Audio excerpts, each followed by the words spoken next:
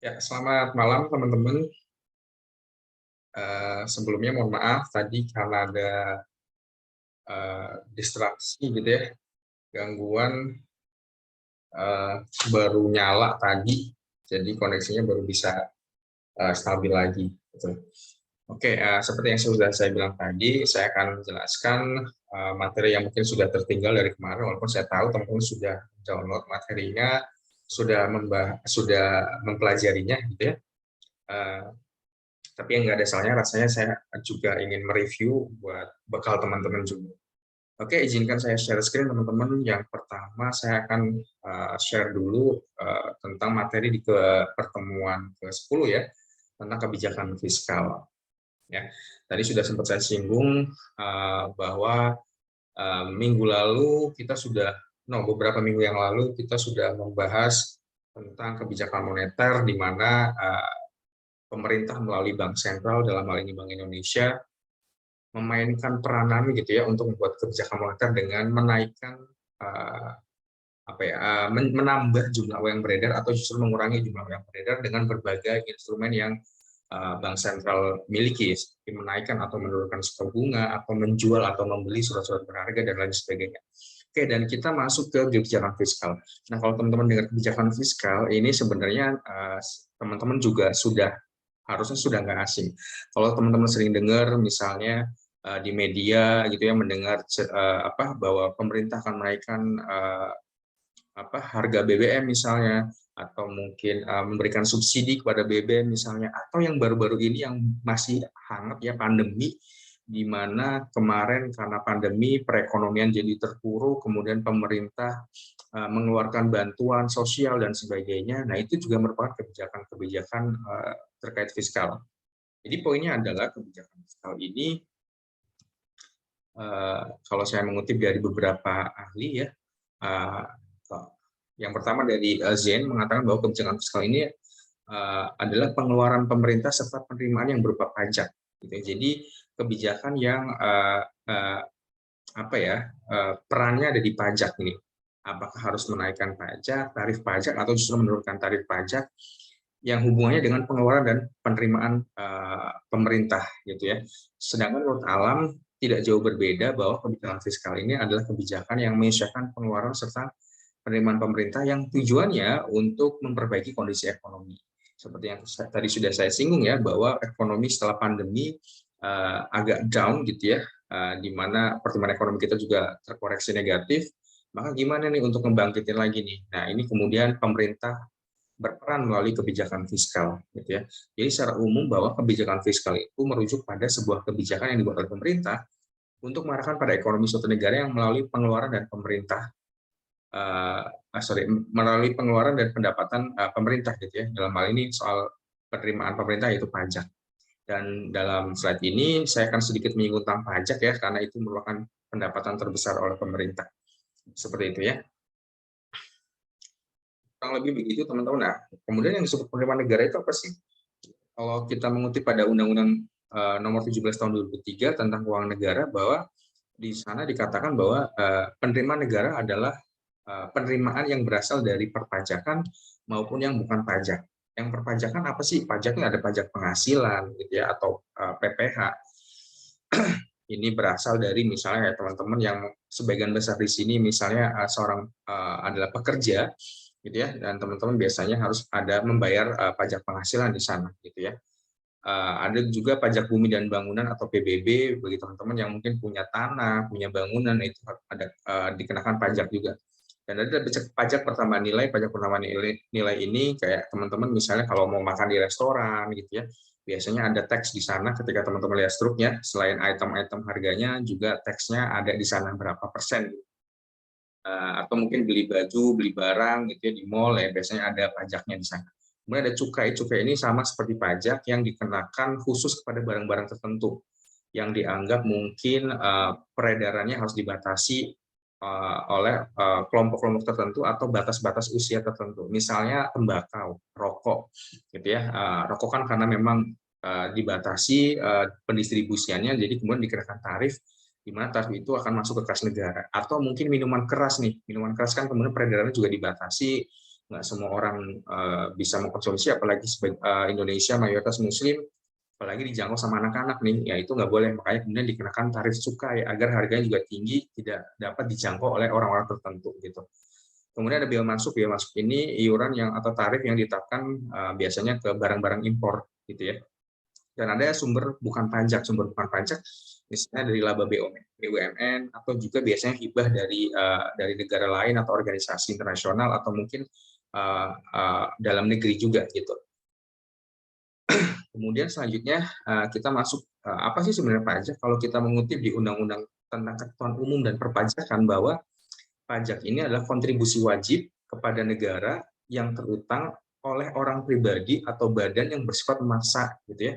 Jadi perlu digarisbawahi sifatnya memaksa gitu ya, baik itu pribadi yang dijadikan wajib pajak pribadi maupun organisasi atau badan berdasarkan undang-undang dengan tidak mendapatkan imbalan secara langsung dan digunakan untuk keperluan negara bagi sebesar-besarnya kemakmuran rakyat sesuai amanat undang-undang. Jadi memang pajak ini adalah iuran yang diberikan oleh wajib pajak baik organisasi maupun perorangan yang sifatnya memaksa karena wajib, dan impact-nya itu nggak dirasakan secara langsung. Gitu. Mungkin dalam beberapa tahun ke depan baru berasa.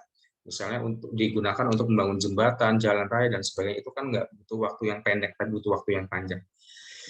Dan itu digunakan untuk rakyat, teman-teman, gitu ya. Nah, kalau berbicara pajak, pajak ini macam-macam jenisnya. Ada ya berdasarkan dari pihak yang menanggung, ada pajak langsung dan pajak tidak langsung. Ada jenis pajak berdasarkan pihak yang memungut. Ada itu pajak negara dan pajak daerah. Dan pajak berdasarkan sifatnya ada pajak subjektif dan pajak objektif. Nah, jenis pajak yang berdasarkan pihak yang menanggung, ada pajak langsung. Pajak langsung ini apa sih? Pajak yang pembayarannya harus ditanggung oleh wajib pajak itu sendiri, tidak boleh dialihkan kepada pihak lain. Contoh adalah pajak penghasilan atau PPh. Jadi teman-teman yang tadi saya singgung bahwa teman-teman di sini sebagian besar adalah pekerja, misalnya kalau teman-teman kemudian penghasilan mendapat gaji tiap bulannya ya, gitu. Kemudian dalam 1 tahun penghasilan brutonya, pendapatan brutonya gitu ya, itu minimal 60 juta kalau ketentuan Undang-Undang Perpajakan PPh 21. Kalau minimal 60 juta itu sudah dikenakan tarif pajak. Kalau tidak salah sebesar 5%. Jadi coba teman-teman hitung deh mulai sekarang. Kalau teman-teman gajinya 5 juta per bulan, berarti pas tuh 60 juta gitu ya. Kalau teman-teman gajinya 6 juta atau mungkin 10 juta, berarti ada 120 juta dalam setahun tuh. Berarti udah jadi wajib pajak. Jadi harus ada pajak yang disetorkan sebesar 5% dari penghasilan bruto. Seperti itu ya. Dan itu tidak bisa dialihkan teman-teman. Misalnya teman-teman punya saudara atau punya pacar gitu ya, atau punya orang tua. Ya, jadi ya udah pajaknya biar orang tua aja yang nanggung, nggak bisa teman-teman. Nah, itu yang dimaksud pajak langsung gitu. Jadi teman-teman sendiri sebagai wajib pajak yang harus membayarnya pajak tersebut. Kemudian ada pajak tidak langsung nih. Pajak tidak langsung ini kebalikan dari pajak langsung. Kalau pajak langsung itu bisa dialihkan, kalau pajak tidak langsung nggak bisa dialihkan. Contoh misalnya PPN. Kalau pajak tidak langsung bisa dialihkan. Contoh PPN. PPN atau pajak pertambahan nilai. Teman-teman ketika pergi ke sebuah restoran, atau beli baju, atau beli sepatu, atau beli apapun itu gitu ya, ketika membayar, kemudian dilihat struktur. Jadi di situ bukan cuma item harga, tapi juga ada tax di sana atau pajak. Nah, itu kemudian pajak yang dikenakan kepada barang tersebut, tapi dialihkan ke Anda sebagai konsumen, bukan penjualnya yang menanggung pajak tersebut, tapi Anda sebagai konsumen. Jadi itu bisa dialihkan. Itu yang dimaksud sebagai pajak tidak langsung. Kemudian kalau berdasarkan sifat yang memungut, nah ini tergantung nih siapa nih subjek yang memungut, apakah pemerintah pusat atau daerah. Nah, ada pajak negara dan ada pajak daerah. Pajak negara ini ya tadi ya PPh, PPN, bea, materai, itu semua masuk ke kas negara. Tapi ada pajak-pajak yang masuk kas daerah nih teman-teman.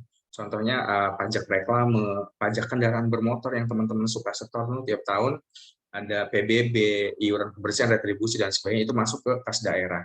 Ya.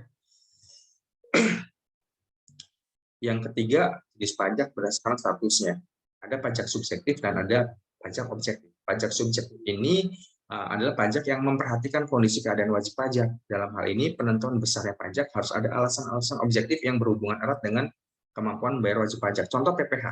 Nah, teman-teman kalau teman-teman tahu bahwa PPh 21 aja itu nggak semuanya ditarifin 5%.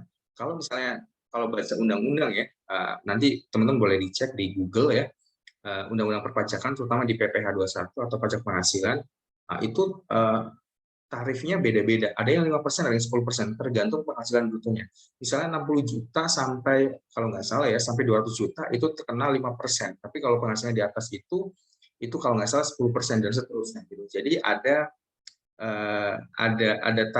tarifnya sendiri-sendiri. Dan itu yang kemudian yang dimaksud bahwa penentuan besarnya itu harus ada alasan-alasan objektif. Ya. Jadi kalau alasannya ternyata penghasilan lebih gede, ya berarti tarifnya lebih gede. Itu yang disebut dengan pajak subjektif. Kalau pajak objektif ini pajak yang kebalikannya nih, pajak yang berdasarkan pada objeknya tanpa memperhatikan keadaan diri wajib pajak. Contoh PPN, PBB, PPN atau barang mewah dan sebagainya. Nah, kalau teman-teman lihat nih ada struktur penerimaan pajak kita ya, ternyata cukup tinggi ya, ada 1.786,4 triliun. Itu cuma dari pajak aja ya. Dan pajak terbesar adalah pajak penghasilan tuh teman-teman, dan yang kedua adalah PPN. Jadi PPh dan PPN ini memang menyumbang kontribusi terbesar penerimaan negara. Ya. Nah, kembali ke kebijakan fiskal karena kita tadi hubungannya dengan pengeluaran dan pendapatan negara, dan pendapatan terbesar negara memang lebih dari 50% berasal dari pajak, gitu ya. Kenapa sih harus diadakan kebijakan fiskal ini? Yang pertama tentu saja untuk mencapai kestabilan perekonomian nasional, gitu ya. Kayak sekarang tadi saya contohkan pandemi ini yang membuat perekonomian kita jadi menurun, pertumbuhan ekonomi kita juga negatif. Nah, ini pemerintah harus melakukan kebijakan fiskal nih, misalnya dengan memberikan bantuan, subsidi dan sebagainya untuk mengangkat lagi nih agar menjadi stabil kembali gitu ya, agar positif lagi nih dan terus tumbuh, memacu pertumbuhan ekonomi gitu ya. Kalau kemudian sudah stabil, dipacu nih agar pertumbuhannya juga terus bergerak naik, mendorong laju investasi. Kalau ekonominya tumbuh, maka investasi juga akan berdatangan nih, baik dalam negeri maupun di luar negeri gitu ya. Kemudian membuka kesempatan kerja yang luas. Kalau investasinya tinggi, maka banyak kesempatan lapangan kerja yang tersedia gitu, sehingga mewujudkan keadilan sosial. Jadi masing-masing orang punya hak, punya kesempatan untuk bekerja gitu ya. Kemudian kalau misalnya mereka bekerja, akhirnya punya penghasilan dan ada pemerataan pendistribusian pendapatan gitu ya. Dan kalau mereka masyarakat sudah bekerja, artinya angka pengangguran juga menurun. Dan yang terakhir adalah menjaga stabilitas harga barang dan jasa agar terhindar dari inflasi. Gitu.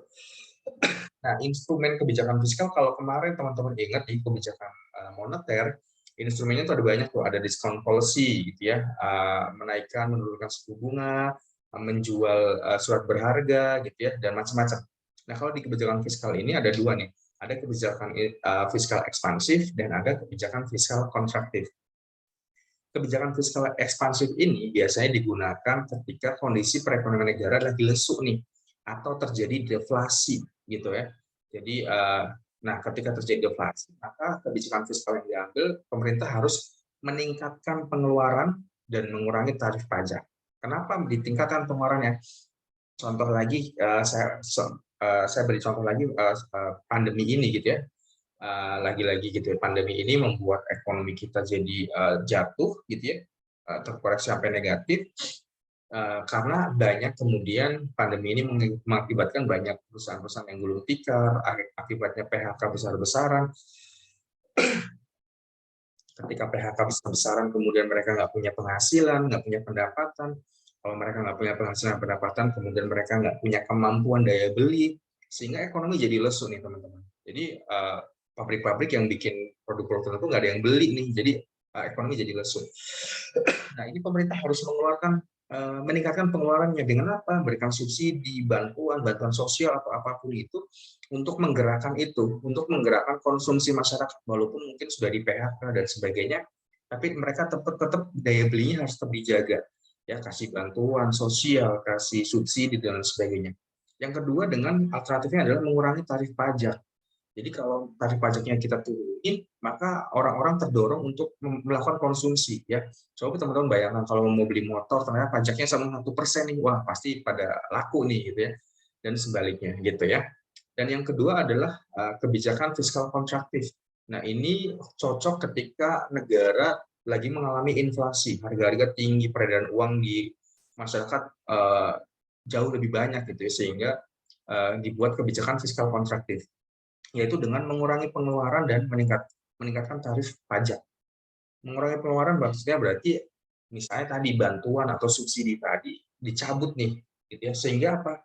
Akan mendorong orang untuk ngerem konsumsi, gitu ya. Jadi konsumsinya akan di pending gitu ya sampai kemudian mungkin subsidinya dikeluarin lagi oleh pemerintah. Jadi kalau subsidinya dicabut, harganya kan lebih mahal tuh. Kalau harganya lebih mahal, orang enggan untuk melakukan konsumsi. Ataupun juga dengan meningkatkan tarif pajak. Kalau tarif pajaknya tinggi suatu barang, maka orang juga akan enggan untuk beli. Biasanya lebih cenderung untuk melakukan menyimpan uangnya di bank daripada harus melakukan konsumsi gitu ya. Sehingga ketika orang-orang sudah tidak melakukan konsumsi, uang yang beredar akan berkurang nih. Nah, itu yang terjadi gitu ya. Sehingga harga-harga jadi kembali stabil seperti itu ya. Ini tadi penjelasan tadi, saya langsung ke sini. Jadi fungsi kebijakan fiskal ini ada 3, teman-teman. Ada fungsi alokasi. Fungsi alokasi ini adalah fungsi berkaitan dengan pengalokasian gitu ya. Misalnya untuk pendidikan berapa, untuk infrastruktur berapa, untuk kesehatan berapa dan sebagainya. Kemudian fungsi distribusi ini kaitannya dengan pemerataan pendapatan gitu ya, agar distribusi pendapatan itu merata gitu sehingga keadilan bisa terwujud gitu ya. Tidak ada ketimpangan, tidak ada gap gitu ya. Dan yang terakhir ada fungsi stabilisasi. Ini tadi contohnya kayak misalnya tadi ya pas pandemi ekonomi jatuh, berarti pemerintah harus ngangkat nih melalui kebijakan fiskal ya dengan memberikan subsidi dan sebagainya sehingga ekonomi jadi bangkit kembali. Dalam beberapa waktu yang lalu saya mendengar menyaksikan wawancara Menteri Keuangan Sri Mulyani bahwa ketika pandemi ini pemerintah memang harus banyak mengeluarkan pengeluaran untuk banyak hal, berbagai sektor. Sementara pendapatan dari pajak menurun gitu ya karena banyak pengampunan bukan pengampunan ya, artinya banyak orang yang masyarakat yang tidak mampu membayar pajak dan sebagainya sehingga penerimaan jadi turun tapi pengeluaran tinggi. Ini terjadi defisit tuh kemarin sebesar 3,1% kalau berdasarkan interview dari Menteri Keuangan kemarin yang saya dengar gitu. Bagaimana untuk menutup defisit ini? Biasanya pemerintah melakukan utang gitu ya, utang luar negeri dan sebagainya, baik luar negeri maupun dalam negeri ya, seperti yang teman-teman sering dengar. Jadi memang kondisinya memang defisit 3,1% sehingga no choice gitu ya, nggak ada pilihan lain selain harus berhutang untuk menutupi defisit itu, seperti itu. Oke, itu kebijakan fiskal. Kemudian saya lanjutkan ke materi yang ke-11 yaitu pendapatan nasional. Oke, ketika bicara tentang pendapatan nasional, bayangannya jangan pendapatan negara ya, itu beda ya. Jadi pendapatan nasional ini kalau kita kalau kita definisikan sebenarnya adalah pendapatan yang diterima oleh seluruh anggota masyarakat gitu ya, atau rumah tangga konsumsi di suatu wilayah atau negara. Jadi bayangannya adalah biasanya periodenya 1 tahun. Jadi itulah pendapatan nasional seperti itu. Fungsinya, tujuannya untuk apa? Tujuannya untuk mengetahui kemampuan dan kekuatan perekonomian masyarakat dan negara, memperoleh taksiran yang baik tentang nilai barang dan jasa, membantu pemerintah dalam perencanaan dan pelaksanaan program pembangunan, tentu saja, dan mengkaji dan mengendalikan faktor-faktor yang mempengaruhi perekonomian negara. Itu tujuannya, manfaatnya kemudian untuk mengetahui struktur perekonomian negara, apakah kita termasuk negara yang agraris, pertanian, industri, atau jasa. Mengetahui pertumbuhan perekonomian negara, gitu ya, dengan membandingkan pendapatan di periode sebelumnya, kemudian untuk membandingkan juga dengan antar daerah dan juga dengan perekonomian negara lain, gitu ya, dan juga membantu kebijakan pemerintah di bidang ekonomi tentunya. Nah, faktor yang menentukan pendapatan nasional ini ada tiga hal. dilihat dari demand and supply barang dan jasa, kemudian tingkat konsumsi masyarakat dan saving, dan juga investasi. Nah, hal ini kemudian mempengaruhi pendapatan nasional. Oke, untuk menghitung pendapatan nasional ada beberapa elemen yang harus teman-teman ketahui. Yang pertama adalah produk domestik bruto atau bahasa Inggrisnya gross domestic product atau GDP atau bahasa Inggrisnya PDB ya. Jadi PDB ini adalah jumlah produk berupa barang dan jasa yang dihasilkan oleh unit produksi di dalam batas wilayah suatu negara selama 1 tahun. Ya, biasanya menghitungnya dalam 1 tahun. Jadi semua produk produk berupa barang dan jasa yang ada dalam negeri, misalnya di Indonesia, berarti mau itu punya orang Indonesia maupun orang asing, kayak misalnya di Indonesia ada perusahaan asing ya, misalnya taruhlah Toyota, Honda dan sebagainya. Nah, itu ikut dihitung juga ya, ikut dihitung juga. Makanya GDP sama dengan pendapatan masyarakat dalam negeri plus pendapatan asing yang ada di dalam negeri, gitu ya, itu dihitung. Nah, kemudian ada PNB atau Produk Nasional Bruto atau bahasa Inggrisnya Gross National Product atau GNP. Kalau tadi GDP, kalau sekarang GNP. Nah, GNP ini sedikit berbeda dengan GDP, teman-teman. Kalau GDP itu menghitung produk dan jasa yang dihasilkan oleh suatu negara dalam satu wilayah tertentu selama 1 tahun, entah itu punya orang asing, punya orang sendiri, ya dihitung. Kalau GNP ini beda, menghitung barang dan jasa yang ada di suatu negara dalam periode tertentu, gitu ya, yang termasuk juga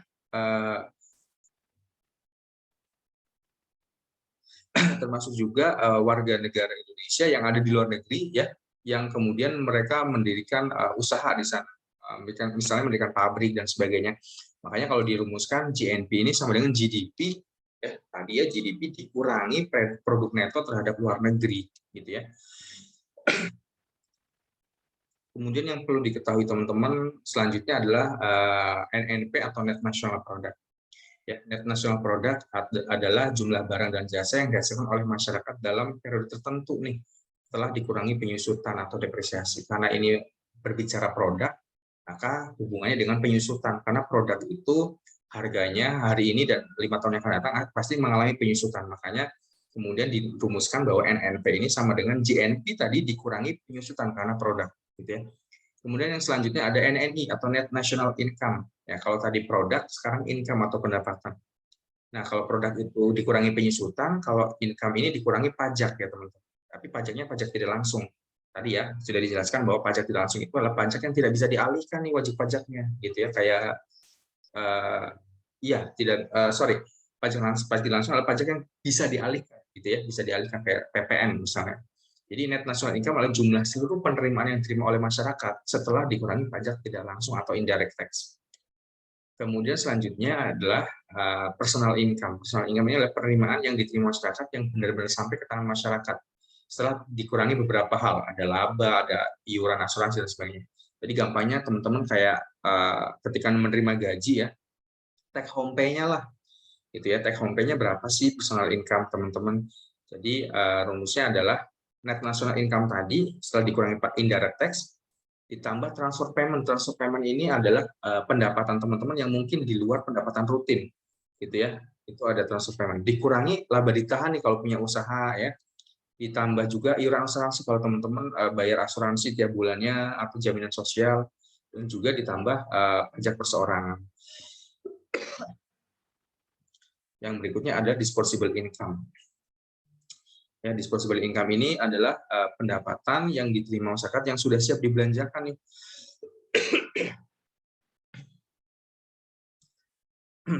Jadi personal income tadi, gitu ya, dikurangi pajak langsung. Ya, personal income tadi, jadi menghitung disposable income ini karena memang sudah siap dibelanjakan, dirumuskan sama dengan personal income dikurangi pajak langsung. Ya, pajak langsung bukan pajak tidak langsung, karena pajak langsung ini pajak yang melekat pada wajib pajak itu dan tidak bisa dialihkan, seperti pajak penghasilan misalnya. Oke, kita masuk ke contoh teman-teman. Ini ada contoh soal yang kemarin juga dijadikan tugas ya teman-teman.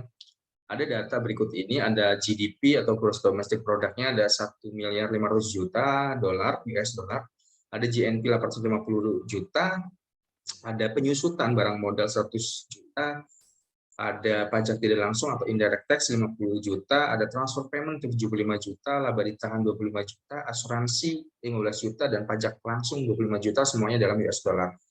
Nah, pertanyaannya adalah, teman-teman disuruh menghitung NNI, besarnya NNI, NNP, PI, dan DI, ya.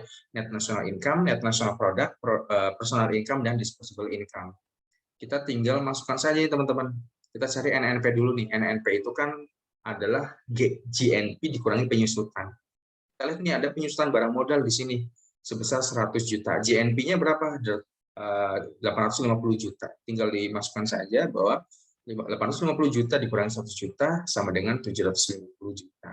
Nah, selanjutnya adalah mencari NNI. NNI itu kan sama dengan NNP dikurangi indirect tax atau pajak langsung.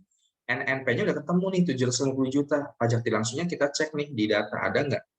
Ada nih pajak langsung sebesar 50 juta ya. Jadi kita tinggal masukkan saja 50 juta, hasilnya jadi NNI adalah 700 juta. Kemudian kita cari personal income-nya. Personal income-nya tadi ya, NNI ditambah transfer payment kalau ada ya, dikurangi laba ditahan juga kalau ada, iuran asuransi kalau ada, iuran jaminan sosial, dan pajak perseorangan. Tinggal kita masukkan aja nih NNI-nya sebesar 700 juta sudah ketemu gitu ya. Transfer payment ada nggak? Ada pendapatan lain nggak selain gaji bulanan misalnya? Oh, ternyata ada nih 75 juta. Kita masukkan saja 75 juta. Dikurangi laba ditahan. Ada nggak laba ditahan? Oh, ada nih 25 juta. Ternyata dia memang berusaha juga ya gitu. Ditambah iuran asuransi. Ada nggak iuran asuransi? Kita cek. Asuransi ada sebesar 15 juta gitu. 15 juta. Dan kemudian iuran jaminan sosial ada nggak? Oh, ternyata nggak ada nih. Ya udah berarti nggak usah. Pajak perseorangan ada nggak? Nggak ada. Ya usah. Berarti ini aja dihitung. Ditambah semua, dikurangi, hasilnya 735 juta US dollar ya. Itu personal income-nya. Kemudian kita mencari disposable income. Nah, disposable income ini adalah personal income dikurangi pajak langsung. Personal income-nya sudah ketemu nih 735 juta dikurangi 25 juta, hasilnya 715 juta US dollar ya. Semoga teman-teman kemarin juga bisa mengerjakan soal ini ya. Oke, kita langsung masuk ke pendapatan, metode penghitungan pendapatan nasional. Jadi teman-teman menghitung pendapatan nasional itu ada 3 pendekatan teman-teman. Yang pertama dengan pendekatan produksi, ya. Pendekatan produksi ini menghitungnya berdasarkan output dari barang tersebut, sehingga dirumuskan yaitu pendapatan ya, kita notasikan simbolkan sebagai yaitu yield sama dengan sigma PQ atau gitu ya, karena jumlah P dan Q gitu, jumlah P kali Q gitu ya. Atau kalau P-nya ada sekian N gitu ya, jadi sama dengan P1 kali Q1 ditambah P2 kali Q2 sampai ke ditambah PN dikali QN. Seperti itu. Itu kalau menghitung pendapatan nasional dari pendekatan produksi. Dilihat dari output-nya. Kemudian yang kedua menghitung pendapatan nasional dari pendekatan pendapatan. Ya, kalau pendapatan berarti kita bisa lihat nih, kita notasikan pendapatan nasional itu Y sama dengan pendapatan masyarakat ini biasanya didapat dari mana aja nih. Yang pertama, kalau teman-teman adalah karyawan biasanya dapat gaji ya, maka kita gaji itu bahasa Inggrisnya wage gitu ya, upah lah ya. Jadi kita simbolkan W, upah gitu. Kemudian itu bagi teman-teman yang karyawan, bagi teman-teman yang punya properti yang kemudian disewakan, ya, kemudian dia juga dapat pendapatan tuh, pendapatan sewa, ya, atau rent bahasa Inggrisnya sewa. Ditambah apa lagi nih? Ditambah kalau orang teman-teman masyarakat yang punya uang banyak, kemudian menaruh uangnya di deposito, kemudian main saham dan sebagainya, mereka dapat bunga kan, gitu ya. Jadi ada berbagai cara masyarakat mendapatkan pendapatannya, baik dari upah, dari pendapatan sewa maupun pendapatan bunga. Atau teman-teman yang memang punya usaha nih, ya, punya usaha dia dapatnya dari mana? Dari profit atau laba. Jadi untuk menghitung pendapatan nasional dari pendekatan pendapatan rumusnya adalah Y sama dengan wage atau upah ditambah rent pendapatan sewa ditambah interest ya. Ini interest ya, bunga ya, dan ditambah profit gitu. Ya, kemudian yang terakhir menghitung pendapatan nasional dengan pendekatan pengeluaran. Kalau tadi pendapatan, gimana masyarakat memperoleh pendapatan bisa dari upah, dari sewa, dari bunga, dari profit gitu ya. Kalau dari pengeluaran ini ya sama nih, bagaimana masyarakat biasanya mengeluarkan penghasilannya dengan berbagai cara. Yang pertama bisa juga dengan konsumsi, makanya kita simbolkan dengan C, itu consumption, gitu ya.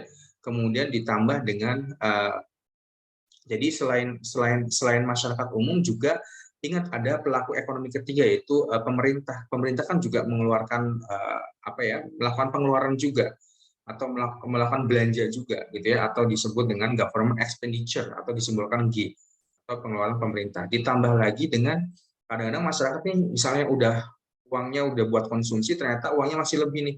Biasanya mereka cenderung untuk menginvestasikan gitu ya. Jadi investment atau investasi. Jadi Y sama dengan disimbolkan Y sama dengan C consumption ditambah government expenditure pengeluaran pemerintah atau G dan ditambah dengan I investasi. Nah, ini baru perekonomian tertutup nih karena melibatkan 2 atau 3 pelaku ekonomi, rumah tangga konsumsi, rumah tangga produksi dan rumah tangga pemerintah. Kalau ditambah lagi masyarakat internasional yaitu ada ekspor dan impor, ini disebut perekonomian terbuka gitu ya. Jadi pengeluaran itu nggak cuma dari pelaku ekonomi konsumsi, produksi dan pemerintah, juga masyarakat internasional yaitu melakukan ekspor impor gitu ya, melakukan perdagangan, maka ditambah dengan ekspor dan impor gitu ya. Ekspor dikurangi artinya ekspor minus impor gitu ya. Artinya ekspor harus lebih besar dari impor karena kalau ekspornya lebih kecil dari impor artinya akan negatif dan itu hal yang buruk bagi suatu negara tersebut. Jadi kalau ekspornya lebih kecil daripada impor artinya kita lebih banyak konsumsi nih dari barang-barang luar negeri daripada kita memproduksi barang-barang seperti itu. Oke, kita masuk ke contoh soal juga nih teman-teman. Ya, ini ada contoh soal, ada berupa data, ada government expenditure atau pengeluaran pemerintah sebesar $110.500, ada wage $85.000, ada society expenditure $240.400, ada interest atau bunga ya $75.200, ada ekspor $45.200, ada pendapatan sewa atau rent $90.000, ada investment atau investasi sebesar $120.000, ada import $40.000 dan ada profit sebesar $90.000. Nah, pertanyaannya apa? Pertanyaannya adalah berdasarkan data di atas, maka besarnya pendapatan nasional dengan pendekatan pendapatan adalah, nah, ingat ya, menghitungnya dengan pendekatan pendapatan. Berarti apa aja nih? Ya, bagaimana pendapatan masyarakat itu mendapatkan pendapatannya?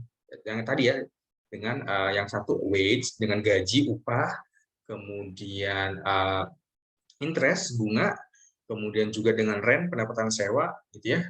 Dan juga yang terakhir dengan profit laba. Nah, udah ada semua nih di sini nih ya. Kita tinggal masukin saja ya. Ada wage, ada rent, ada interest, ada profit ya. Kita tinggal masukkan saja angkanya, hasilnya $340.200. Seperti itu teman-teman, mudah-mudahan ini bekal buat kemarin teman-teman evaluasi cara mengerjakan soalnya. Seperti itu. Dan saya masuk yang terakhir yaitu tentang bank dan lembaga keuangan lainnya.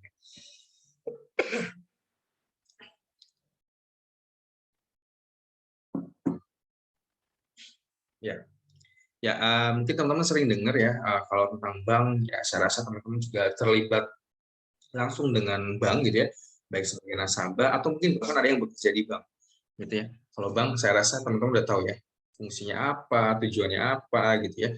Jadi bank ini memang usaha yang badan usaha ya, yang fungsinya menghimpun dana dari masyarakat dalam bentuk simpanan ya, kalau teman-teman nabung dan sebagainya, deposito dan sebagainya, dan menyalurkan uang tersebut kepada masyarakat dalam bentuk apa? Pinjaman, kredit, dan lain sebagainya. Gitu ya. Ya, ini fungsi bank, menghimpun dana dari masyarakat, kemudian menyalurkan dari masyarakat, dan juga sebagai servis melayani masyarakat gitu ya, dengan berbagai produk yang ditawarkan. Kita mengenal bank dari jenis-jenis bank ya, berdasarkan menurut jenis kegiatannya ada bank sentral.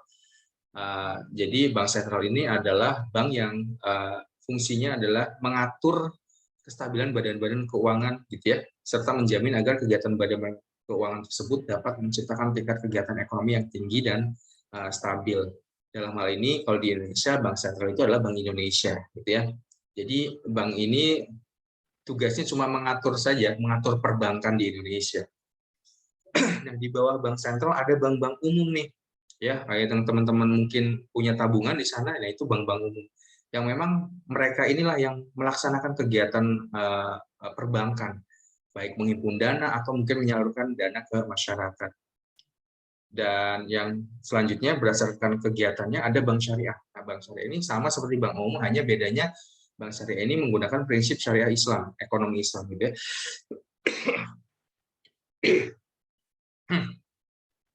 Dan memang bank syariah ini memang lagi menjamur teman-teman, bahkan bukan cuma di Indonesia tapi di seluruh dunia. Ekonomi syariah memang lagi bagus-bagusnya nih gitu. Dan selanjutnya ada bank BPR atau bank kreditan rakyat.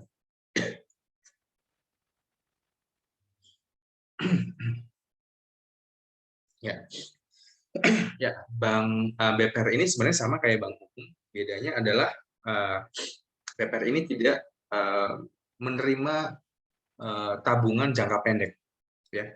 Jadi kalau teman-teman nabung di bank, misalnya nabung hari ini, besok diambil nggak masalah. Gitu. Kalau BPR nggak bisa, gitu. Dia harus bentuknya deposito atau tabungan berjangka. Jadi nggak bisa seenaknya langsung diambil kapan saja. Itu yang membedakan. Kemudian dari bentuk badan hukum, ada bank ini dibedakan dalam bentuk, ada yang bentuknya perseroan terbatas sebagai PT, ada juga koperasi gitu ya, kayak koperasi simpan pinjam dan lain sebagainya, ada juga yang memang perusahaan perseorangan.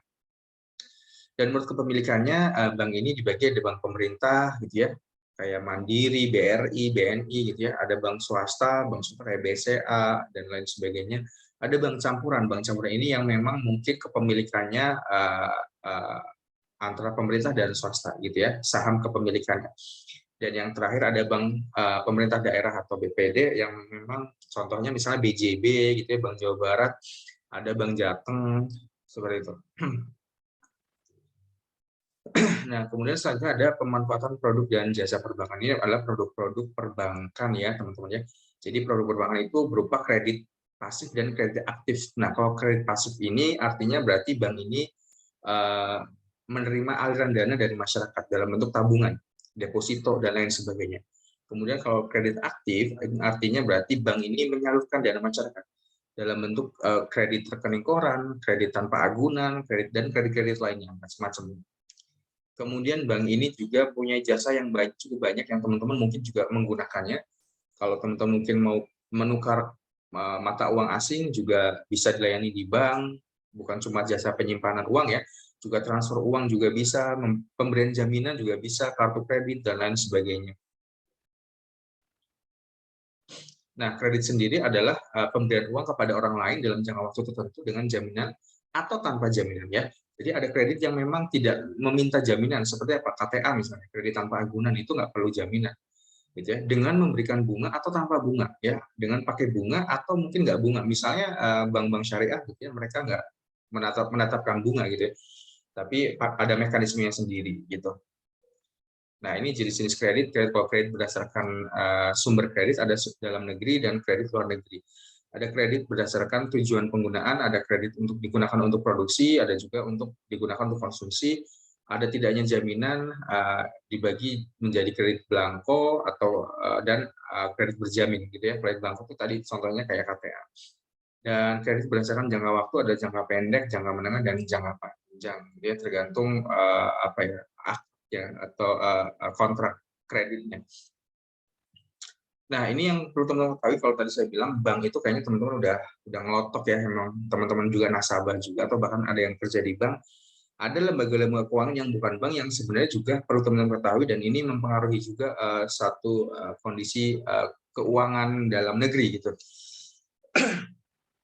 Apa saja ya. Jadi LKBB kalau saya singkat ya, Lembaga Keuangan Bukan Bank, adalah badan usaha yang bergerak di bidang keuangan yang secara langsung atau tidak langsung menghimpun dan menyalurkan kepada masyarakat. Ini sama saja ya, tapi bukan bank. Fungsinya apa? Fungsinya adalah mendorong perkembangan pasar modal dan membantu permodalan perusahaan ekonomi yang lemah gitu ya. Contohnya apa nih? Oke, jenisnya ada asuransi gitu ya. Ada kemudian lembaga pembiayaan pembangunan dan lembaga perantara penerbitan surat berharga, ada juga leasing ya teman-teman ya, yang marak banget sekarang teman-teman. Kalau mau beli motor, beli mobil itu nggak perlu uang cash, harga penuh uang cash, teman-teman bisa DP dulu nih 10-30%, kemudian sisanya akan dibayar sama leasing. dan teman-teman tinggal bayar ke leasing dengan masa waktu tertentu, misalnya tiap bulan gitu ya dan sebagainya. Itu leasing. Nah, prinsipnya LKBB ini atau lembaga keuangan bukan bank ini harus mengenal nasabahnya. Nah, apa saja sih yang ada di Indonesia LKBB ini atau lembaga keuangan bukan bank? Yang pertama ada bank sentral.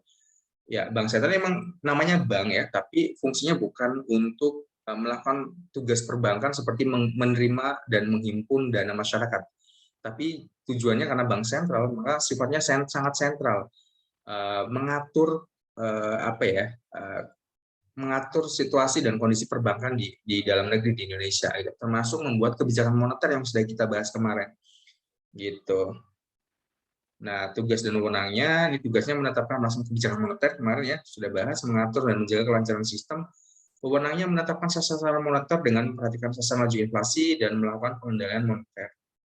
Dan perannya menjaga stabilitas moneter dalam operasi pasar terbuka, menciptakan kinerja lembaga keuangan yang sehat, gitu ya. Jadi kalau ada bank-bank yang mulai kayak dulu atau Bank Senturi yang tidak mampu membayar nasabahnya sehingga harus dibekukan gitu ya. Nah, ini fungsi Bank Indonesia untuk mengatur itu agar tidak terjadi hal-hal yang demikian. Mengatur dan menjaga kelancaran pembayaran, melakukan riset dan pemantauan stabilitas keuangan menjadi jaring pengaman sistem keuangan.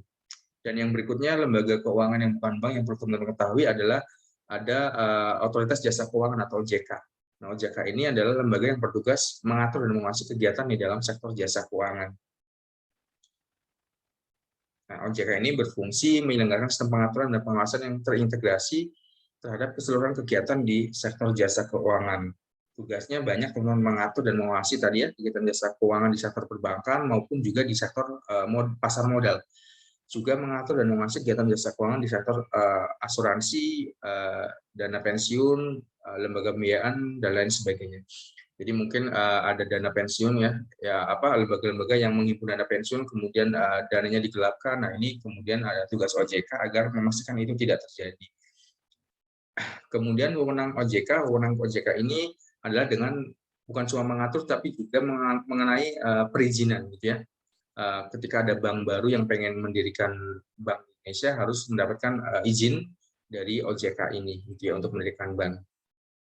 Kemudian mengatur dan pengawasan mengenai kesehatan bank. Nah, kesehatan bank ini dilihat dari likuiditasnya, rentabilitasnya, solvabilitasnya. Likuiditas itu adalah apakah bank tersebut mampu membayar kewajibannya dalam jangka pendek, utang-utangnya gitu secara jangka pendek. Kalau tidak, maka ini dianggap tidak sehat gitu. Kemudian rentabilitas, apakah bank tersebut mampu menghasilkan profit gitu ya, keuntungan atau tidak? Kalau tidak, ini artinya nggak sehat. Dan yang terakhir ada solvabilitas nih. Solvabilitas ini kemampuan bank dalam membayar kewajibannya. Apakah membayar utang-utangnya jangka panjang? Apakah bank tersebut mampu atau enggak? Kalau enggak, dianggap berarti nggak sehat. Nah, ini ada di OJK musim ini nih. Kemudian termasuk kemarin yang ramai pinjol-pinjol itu, ya pinjaman online. Misalnya mereka nggak punya izin dan sebagainya, kemudian rame ya neror-neror dan sebagainya itu karena ternyata nggak punya izin tuh di OJK. Nah, OJK ini hadir untuk mengatur itu semua agar tidak terjadi kesemrawutan seperti yang kemarin terjadi ya kalau teman-teman nonton di media. Dan pengaturan dan pengawasan mengenai aspek kehati-hatian bank, ya manajemen risiko, pemeriksaan bank dan lain sebagainya. Ya, rasanya itu teman-teman, mohon maaf kalau agak cepat karena ini maraton 3 sekaligus.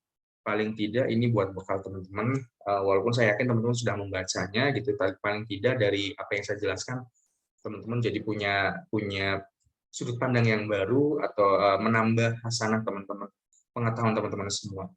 Rasanya itu teman-teman, terima kasih sekali lagi mohon maaf atas ketidaknyamanan hari ini karena itu di luar kontrol saya gitu ya.